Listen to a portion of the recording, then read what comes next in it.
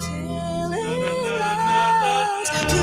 our babies. Only truth can take us. Benvenuti a tutti, welcome everybody. Questa è Te la rido io l'America, questo è l'appuntamento settimanale che abbiamo dalle 10 alle 10:30 qui su Radio Libertà e oggi siamo qui pronti per quest'altra rassegna stampa per parlare sempre di quello che avviene nello Stato a stelle e strisce. E cominciamo subito con, innanzitutto, volevo rettificare, volevo parlare meglio di quello che è avvenuto, purtroppo, la scorsa settimana con Donald Trump che ha rischiato che la propria incolumità venisse messa in pericolo per colpa di questo attentato alla sua vita in Florida, nel suo golf club. Un attentato che è stato messo in atto da quest'uomo di 58 anni che vive in questo momento viveva nelle Hawaii prima di essere arrestato e che ha cercato di mettere fine alla vita del candidato alle presidenziali per il Partito Repubblicano. Un Ruth che ha scritto pure un libro, tra l'altro ovviamente autopubblicato, in cui denunciava il suo appoggio a Donald Trump, addirittura chiamato come catastrofe per la democrazia e colpevole anche dell'attentato al 6 gennaio 2001. Quindi siamo di fronte a un altro dei due, i due attentatori praticamente hanno come punto in comune di essere repubblicani, ma magari redenti da questa campagna mediatica massiccia che sta avvenendo negli Stati Uniti a favore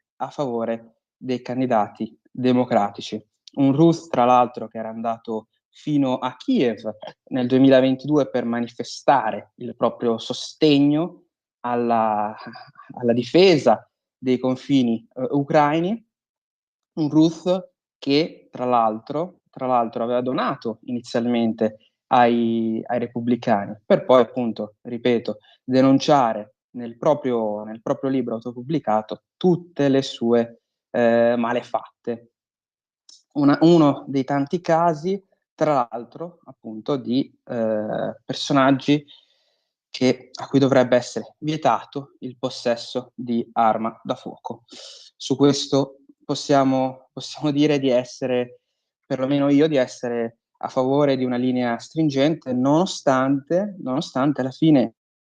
in tanti siano a favore di proteggere questo secondo emendamento. Infatti, la stessa candidata alle presidenziali per il Partito Democratico, Kamala Harris, nel talk show dell'Oprah Winfrey, avete visto sicuramente, è stata una di quelle notizie che ha fatto il giro del mondo. Da Oprah Winfrey, Kamala Harris ha dichiarato che in caso di invasione della propria proprietà privata, lei non disdegnerebbe di aprire poi il fuoco. Quindi ammette, tra l'altro, di essere, quindi anche nel 2019 lo ha ammesso, di essere in possesso di arma da fuoco per la propria sicurezza, ha dichiarato, perché essendo una magistrata rischia poi di essere in pericolo. Quindi Kamala Harris, che cerca di prendere i voti dei più conservatori con queste dichiarazioni che hanno gettato un po' di shock invece nei propri di sostenitori. In California un vigile del fuoco è stato arrestato per aver innescato tanti roghi nello stato, tra l'altro, che è quello dedicato alla coltivazione del vino statunitense. Robert Matthew Hernandez, un uomo di 38 anni, un ingegnere, tra l'altro, addetto alla lotta ai roghi, è stato arrestato per aver messo in atto 5 roghi tra il 15 agosto e il 14 settembre, sempre quando era non in servizio. Notizie, diciamo, che ci lasciano sbalorditi e che mettono anche in difficoltà un po' il discorso che abbiamo sempre fatto anche qui in questa radio per quanto riguarda la salute mentale degli statunitensi, che è sempre più in difficoltà. Intanto una notizia di cui probabilmente non se ne è parlato molto spesso: le elezioni ufficialmente sono il 5 novembre, ma in alcuni stati è possibile già da ora poter votare per decidere il proprio candidato delle presidenziali. Quindi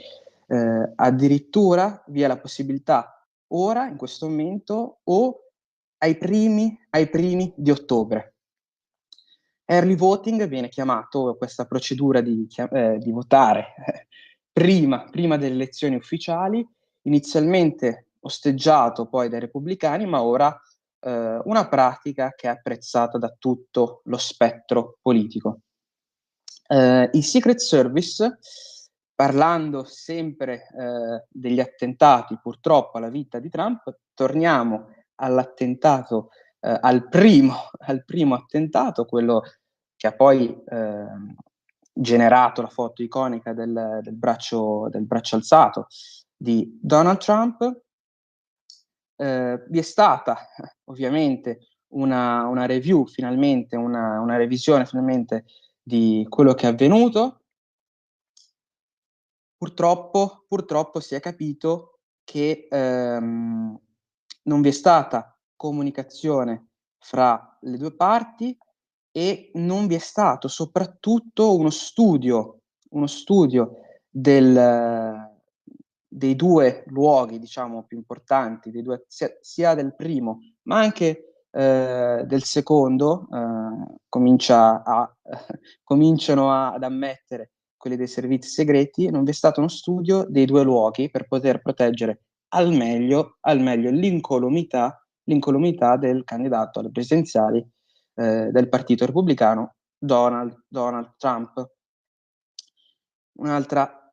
notizia, diciamo, quindi sempre sul filo dell'incapacità dei servizi segreti, sempre sul filo anche di quanto poi la vita di Donald Trump sia in pericolo con questi appartenenti ai repubblicani redenti, tra virgolette, possiamo chiamarli così. E infatti Donald Trump, tra l'altro, in un'intervista al conduttore Brian Kilmeade, che è andata poi in onda a sabato, ha ammesso di sentirsi in pericolo anche per la propria famiglia. Non è un argomento, lui dice, Trump, di cui ha molta voglia di discutere, però sta cominciando a preoccuparsi anche per la propria famiglia. Si preoccupa per tutti, anche per il conduttore che in quel momento lo sta intervistando, perché non si sa chi potrà poi essere il prossimo o in quale circostanza possa essere purtroppo il prossimo attentato, nel caso ve ne sia uno. Trump ha ammesso di essere qui in un assedio, non lui personalmente, ma proprio gli Stati Uniti. Sono stati in un assedio per circa 4 anni e per colpa dell'immigrazione irregolare che è avvenuta durante l'amministrazione Biden e Harris e che continuerà nel caso Kamala Harris vincesse poi le elezioni. Un assedio che ha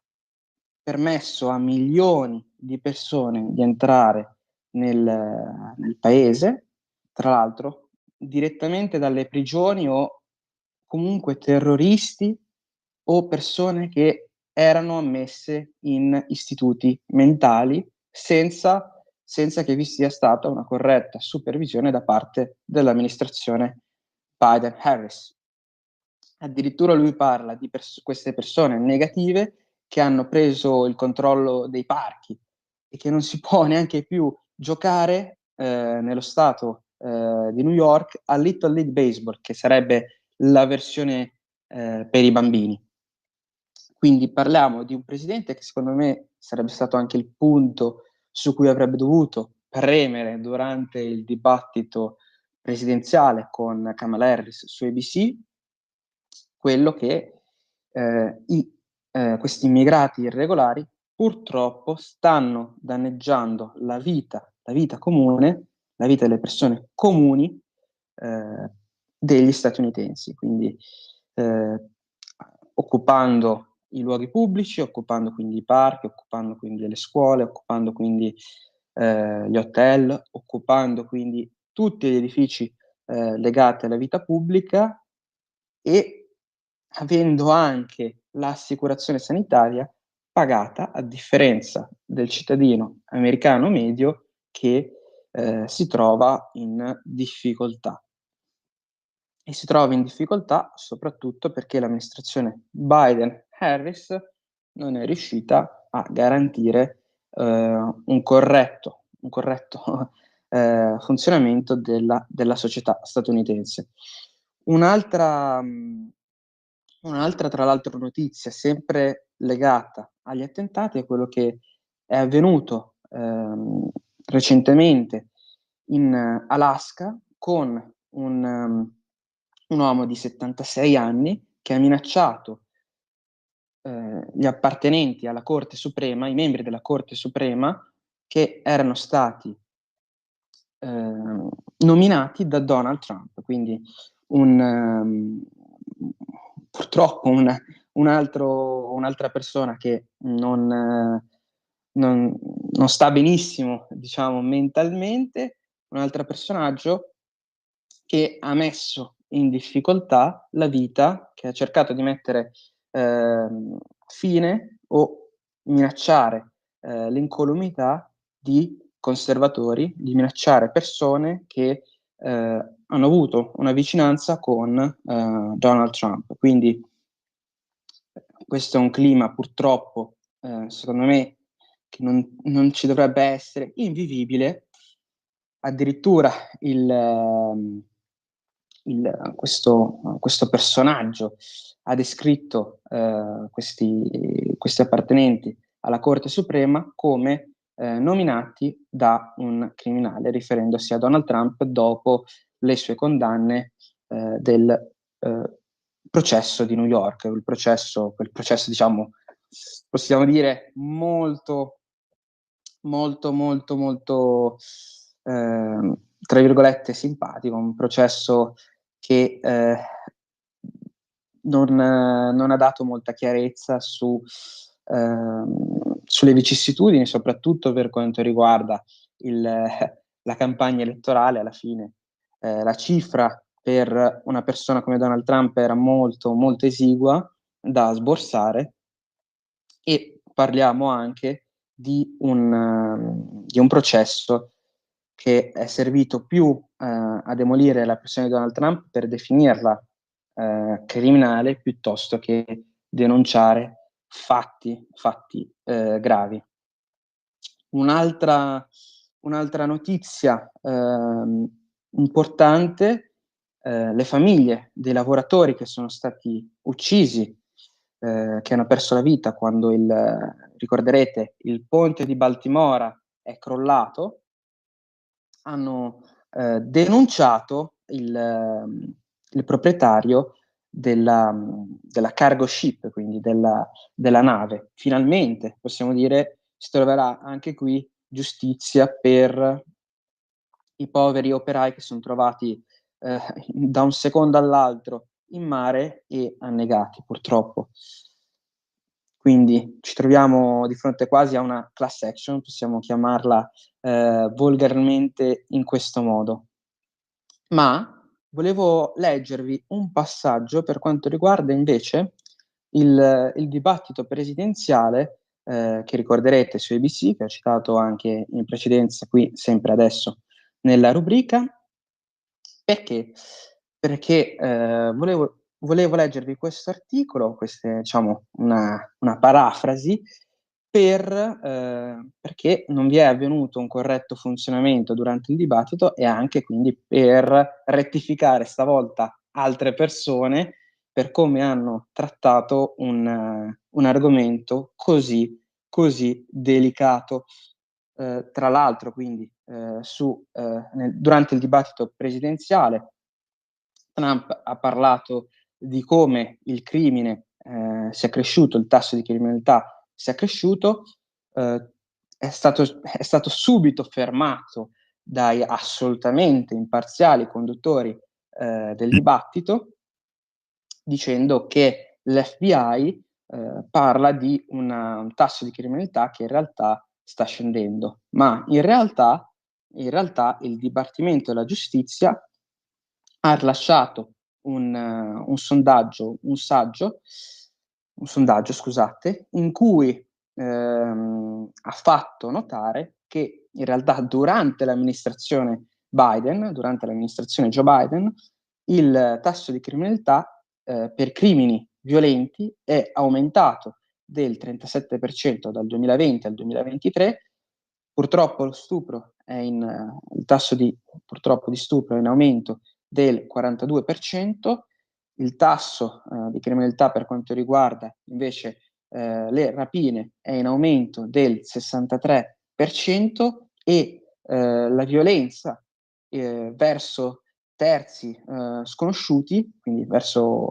la violenza tra due cittadini che non si conoscono, è stata registrata come in aumento del 61%. È purtroppo brutto anche notare che è in aumento anche in alcuni stati il furto di auto, circa il doppio in alcuni stati come DC. Quindi parliamo quindi in realtà di una situazione ben più grave rispetto addirittura a quella che era stata descritta da Donald Trump durante il dibattito. Ricorderete il dibattito tra i due candidati che è durato circa 90 minuti. Tra l'altro l'amministrazione Harris, quella che sarà la futura amministrazione Harris nel caso di vittoria, o lo staff, possiamo ancora chiamarlo così, di Kamala Harris, vorrebbe un terzo dibattito, nonostante abbia rifiutato però la volontà o la richiesta della campagna elettorale di Donald Trump di effettuare un dibattito su Fox News, che sarebbe la rete televisiva, come dico spesso in questa rubrica, legata ai temi dei conservatori, una rete televisiva che però, dopo aver visto il dibattito buono, secondo me, su CNN e il disastro di ABC, avrebbe comunque un canovaccio su come amministrare per bene un dibattito nella maniera corretta senza risultare campanilistico. Un altro punto che non è stato molto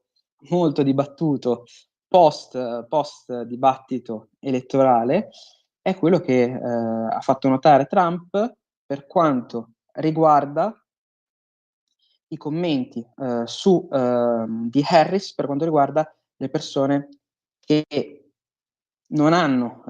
documenti, quindi sono negli Stati Uniti illegalmente e che vogliono cambiare la propria sessualità. Quindi parliamo di persone senza documenti, senza soldi, che quindi cambiano sesso con i soldi dei contribuenti. Harris è stata una politica che nel 2019 ha ammesso di essere a favore di questa pratica e di aver supportato attivamente il cambio di sesso, ripeto, di persone che sono all'interno delle prigioni senza documenti e quindi sono probabilmente anche all'interno dello Stato americano senza documenti, quindi non avrebbero diritto a sovvenzioni federali per il proprio cambio di sesso. Addirittura inizialmente era stato criticato Donald Trump post dibattito elettorale, ma appena è venuto fuori, è venuta la realtà fuori, hanno dovuto rettificare con i conduttori di CNN che si sono trovati stupiti, CNN che è sempre vicina alla campagna elettorale di Harris, è sempre vicina alle tematiche dei democratici e quindi sono trovati a non poter in nessun modo supportare questa azione passata di Kamala Harris. Quindi nel 2019, per ricapitolare, nel 2019 Harris ha ammesso di supportare e sia attivamente per quanto riguarda la politica, sia anche nel proprio lavoro, il cambiamento di sesso di persone all'interno delle carceri statunitensi con i fondi federali che però non avevano alcun documento. Un altro punto importante del dibattito che non è stato molto dibattuto per quanto riguarda l'aborto, che ripetiamo, negli Stati Uniti non vi è più l'aborto per quanto riguarda il diritto federale all'aborto, ma è deciso da Stato a Stato e vi sono state votazioni per ogni singolo Stato. Quindi secondo me è molto importante perché, come sempre detto, cambia a seconda della sensibilità delle persone, una tematica così delicata, e Donald Trump ha fatto notare come in alcuni stati a trazione democratica la questione dell'aborto è molto sfumata, quindi vi è la possibilità, non sempre ovviamente, di abortire più in là nella gravidanza, ma in alcuni stati, purtroppo o per fortuna, a seconda delle vedute, vi è la possibilità di effettuare aborti che magari sono oltre le 21 settimane. Quindi sono stati circa nel 2019 4.882 aborti dopo le 21 settimane. Questo per dare delle rettifiche, per dare un chiarimento anche per quanto riguarda sia le tematiche del dibattito, sia il fact-checking, come lo chiamano adesso i media, che non è stato effettuato nella maniera corretta. Infatti sono stati criticati i fact-checker del dibattito cioè sono stati criticati sia i fact-checker sia i conduttori che hanno cercato di influenzare il dibattito con una propria con un proprio ego e con una propria ambizione personale, secondo me. Tra l'altro, andiamo invece su una notizia importante di The Donald. The Donald intanto ha dichiarato che lo Stato di New York è in difficoltà per quanto riguarda l'immigrazione, come abbiamo detto in precedenza, addirittura non si può più giocare il Little League Baseball, quindi non si può neanche praticare purtroppo lo sport, e l'ex presidente ha cercato quindi di mettere fine anche a un problema come l'immigrazione che secondo lui può essere, si può ottenere anche nello stato di New York, dove nel 2020 ha ottenuto una bassa percentuale, il 37%, ma ora vede che le gang di strada ed altre persone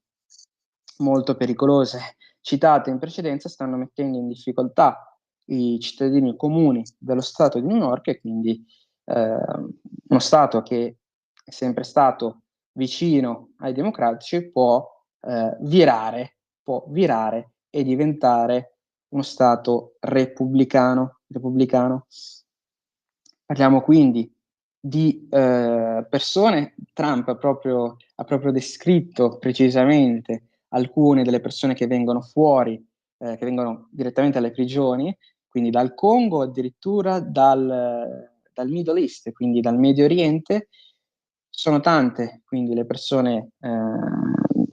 che non dovrebbero entrare negli Stati Uniti. Abbiamo visto nelle scorse puntate come gang dal Venezuela, quindi addirittura venissero poi introdotte negli Stati Uniti per mettere a ferro e fuoco le comunità di Latinos, quindi le comunità di persone provenienti dal Messico e dagli altri stati sudamericani, e che gli stessi appartenenti a queste comunità non volessero giustamente criminali venezuelani introdotti irregolarmente all'interno del proprio territorio. Abbiamo visto come cinesi si sono introdotti irregolarmente, passando per il Sud America e avendo quindi pagato un biglietto, possiamo chiamarlo così, per gli Stati Uniti, grazie alla presenza di narcos che riescono a evitare i controlli. Quindi addirittura cinesi, addirittura quindi tutto il mondo che cerca di entrare e riesce, se tutte queste notizie sull'immigrazione sono reali, riesce addirittura a entrare all'interno dei confini americani grazie a un lassismo dell'amministrazione Biden-Harris. Tra l'altro, una donna dello Stato di New York ha denunciato i Mets, che sono una squadra di baseball, per circa 2 milioni per aver vietato la sua presenza all'interno dello stadio, perché lei aveva indosso il cappellino MAGA, il Make America Great Again hat, quindi il cappello con la scritta, con lo slogan di Donald Trump, uno slogan che viene quindi attivamente contrastato addirittura dalle organizzazioni, dalle squadre di baseball. È stata costretta quindi a lasciare il proprio posto per il cappello, che era troppo politico, è stato descritto come troppo politico e troppo controverso per poter stare in mezzo ad altre persone. Quindi vi è una caccia, quasi, possiamo dire, caccia al sostenitore trumpiano? Purtroppo è quello che sta avvenendo negli Stati Uniti, che sono sempre più polarizzati. O si è blu o si è rossi, quindi o si è repubblicani o si è democratici. E tra l'altro nel rally elettorale dello Stato di New York sono stati intervistati tanti sostenitori nel rally in cui hanno ammesso di voler vendere magari la propria casa. Alcuni l'hanno venduta per la difficoltà nel poter vivere con immigrati irregolari all'interno del proprio territorio. Hanno paura per la propria sicurezza, e quindi speriamo che con queste elezioni, nel caso di vittoria di Donald Trump, finiscano anche tutti questi problemi legati a una criminalità, tra l'altro, quindi possiamo chiamarla anche non autoctona, nel senso che sono crimini dettati dall'immigrazione. Come li chiama anche Donald Trump, sono migrant crime, quindi sono crimini legati all'immigrazione incontrollata ed illegale. E con quest'ultima notizia il sottoscritto vi saluta, vi augura una buona settimana Vi aspetto sempre qui dalle 10 alle 10:30 la prossima settimana per la puntata di Te la rido io, l'America, in cui cercherò di presentarvi una sempre puntuale rassegna stampa sugli Stati Uniti d'America. Grazie per avermi seguito.